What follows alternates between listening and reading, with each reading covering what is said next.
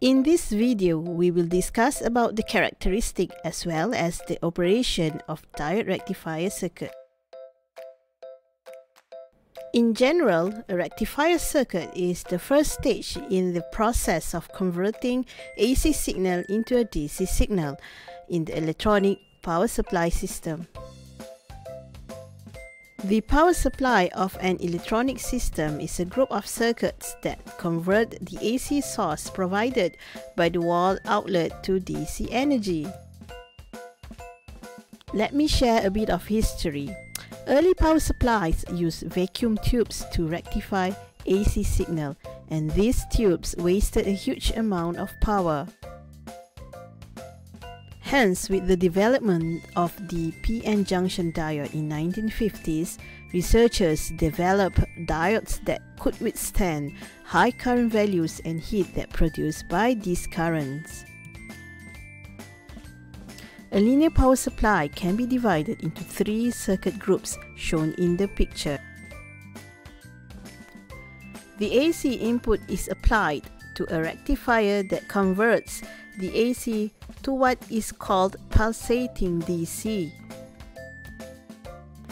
The pulsating DC is then applied to a filter circuit to reduce the variations in the output from the rectifier. The final stage of the power supply is the voltage regulator, that is to maintain a constant power supply output voltage. Note that previously, the voltage regulator was designed using Zener diode as the regulating element. However, now, with the advancement of integrated circuit, voltage regulators are more efficient than the Zener diode. In many cases, the transformer is used to connect the power supply to the AC line input as shown in the figure. The transformer may be a step-up or step-down or isolation transformer. Because transformers are commonly used in the power supply circuits, let's review some basic transformer principles.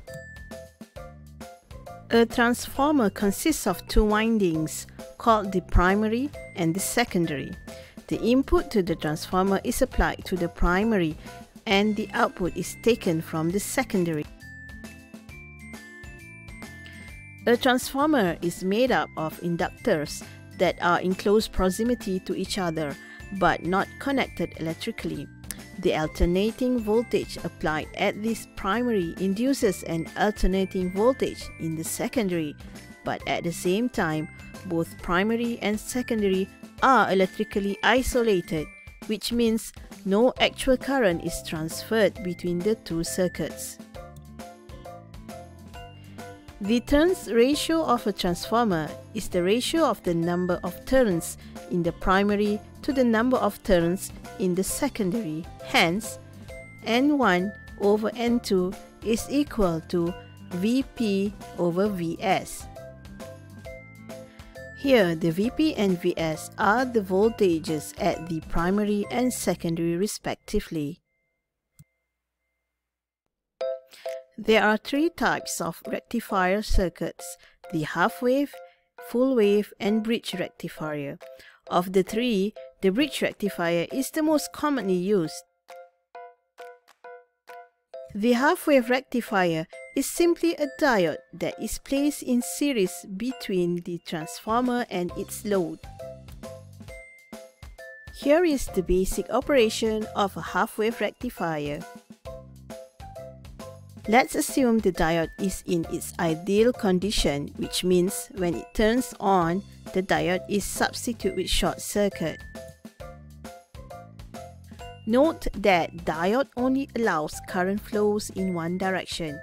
During the positive cycle, the diode is on as it is in forward bias and provides a path for the current. This allows a voltage VL to be developed across the RL that is approximately equal to the Vs. When the polarity of the input signal reverses, diode is reverse biased, and this prevents the conduction in the circuit. Therefore, no current flow through RL and no voltage developed there.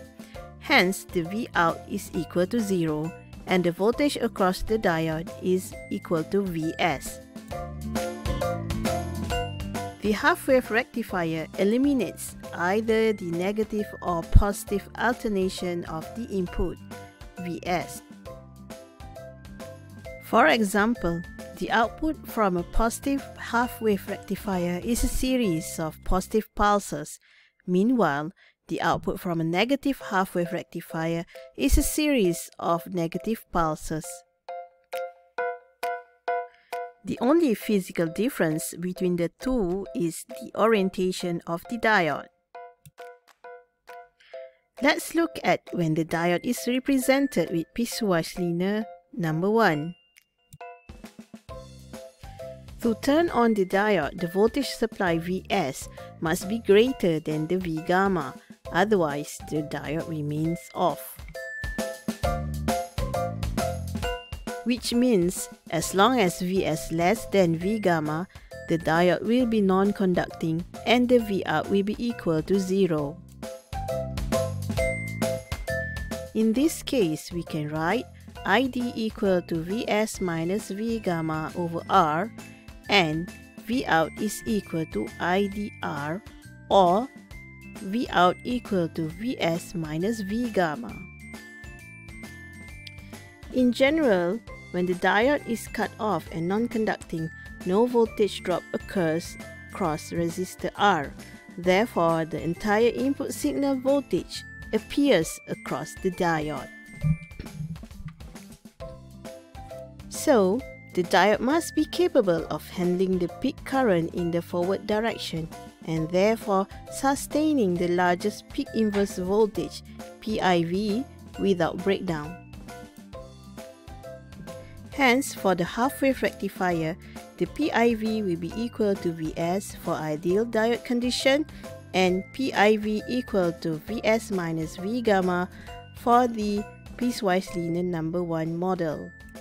That's end our discussion on the half-wave rectifier, and thank you for watching.